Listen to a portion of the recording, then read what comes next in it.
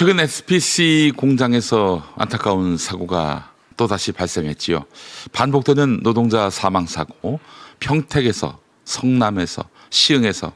우리는 이제는 너무 익숙해져서 기계에 끼어서 사람이 죽었다는 뉴스, 이제는 쉽게 지나쳐 버리는 것은 아닌지 모르겠습니다. 그러나 여러분, 이건 사고가 아닙니다. 예고된 죽음이에요. 12시간 맞교대, 야간 노동, 최저임금, 그리고 숙면도 또 가족과의 시간도 빼앗긴 채 빵을 만들다 숨진 젊은 노동자들. 자본은 이윤을 위해 잠들지 않고 사람은 낮은 임금을 메우기 위해 밤잠을 포기합니다.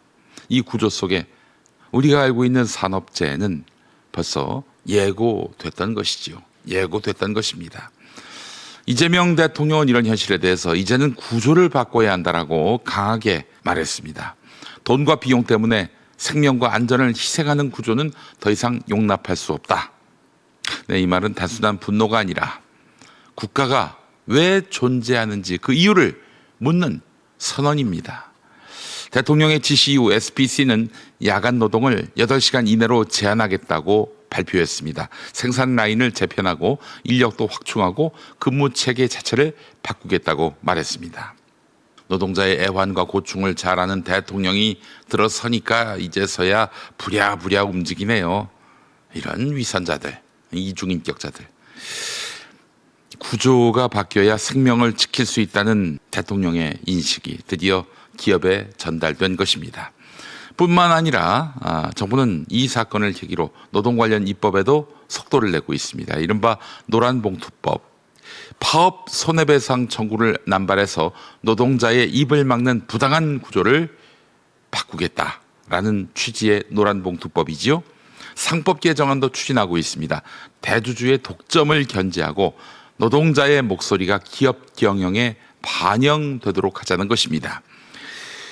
동아일보에 이 보도가 나왔네요. 정부가 산업재해를 예방하기 위해서 근로감독관 300명을 증원하겠다라고 밝힌 것과 관련해서 관계 부처들이 직제, 예산 등 협의에 착수했다는 것입니다. 실행에 옮겨지고 있다는 얘기지요. 이미 성남시장 때부터 노동경찰이 필요하다 강조해왔던 이재명 대통령입니다. 대통령이 되니까 바로 실행에 옮기네요. 사실 그럴 수밖에요. 그것은 이재명 대통령의 국정운영 철학이기 때문입니다. 철학이 바뀔 수가 없는 거지요. 이에 대해서 야권과 일부 보수 언론은 말합니다. 기업을 옥죄는 법이다. 민노총 눈치 보기다. 여러분, 이재명 대통령이 누구 눈치 보는 거 보셨습니까? 예? 정작 이 법들이 지키고자 하는 것은 기업의 이윤이 아닙니다.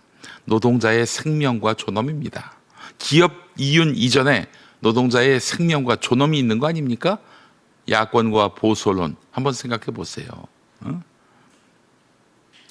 해외 사례를 한번 보겠습니다. 스웨덴 같은 경우 일부 병원과 공장에서 하루 6시간 노동제를 시행하고 있습니다. 독일은 노동시간 은행제를 도입해서 피로 누적을 막고 유연한 노동시간을 조절합니다. 프랑스는 주 35시간제를 통해서 삶의 질을 지키고 있는데요. 노동시간을 줄여도 생산성은 유지됐고 삶은 훨씬 풍요로워졌습니다. 빠삭이라고 쉬자. 이게 동의를 얻은 것이죠. 자, 스웨덴, 독일, 프랑스 얘기를 했습니다. 이들 나라의 공통점이 무엇일까요? 국민의 생명을 기업의 이윤보다 앞에 둔 그런 나라라는 점입니다. 그 결과 그들은 선진국이 됐습니다. 우리나라도 이제 그 길을 가야 합니다. 실제 이재명 대통령이 공약한 주 4.5일제 도입 논의가 본격적으로 시작됐습니다. 주 4.5일제는 기존의 주 52시간제에서 주 48시간으로 근로시간을 단축하는 것을 의미하는데요. 새 정부에서는 근로 상한을 40시간에서 36시간으로 줄이거나 연장 근로시간을 12시간에서 8시간으로 줄이는 방안도 검토하고 있습니다. 이재명 정부의 노동정책은 선택이 아니라 필연의 길입니다. 더 늦기 전에, 더 많은 생명이 쓰러지기 전에 우리가 반드시 가야 할 방향인 것이죠. 사람이 중심인 나라, 노동자가 기계가 아닌 사람으로 존중받는 사회, 우리가 이제 그 문 앞에 서 있다 말할 수 있겠습니다.